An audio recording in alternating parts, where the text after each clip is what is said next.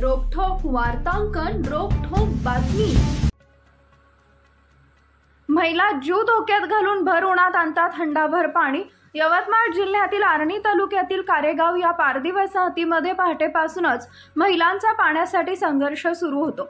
पाण्याच्या शोधात भर उन्हात डोक्यावर हंडे घेऊन जायचं आणि पाणी आणायचं हे कारेगावच्या फासे पारधी वस्तीवरचं विदारक वास्तव। इथं महिलांना दररोज 2 ते 3 किलोमीटर पाणी आणण्यासाठी जावं लागतं। खोल विहिरीत उतरून पाणी भरावं लागतं। या विहिरीतील पाणी दूषित असून हे पाणी पिल्यामुळे मुलांसह मोठी माणसं आजारी पडतात। एकीकडे डिजिटल इंडिया, शायनिंग इंडिया असं आपण म्हणतो, मात्र या समाजाला पिण्याच्या पाण्यासारख्या मूलभूत गरजेसाठी किती काळ वाट बघावी लागणार आहे। महाराष्ट्रातील महत्त्वाच्या आणि ताज्या बातम्या पाहण्यासाठी आमच्या जय हो न्यूज चॅनलला सबस्क्राइब करा आणि बेल आयकॉन प्रेस करा।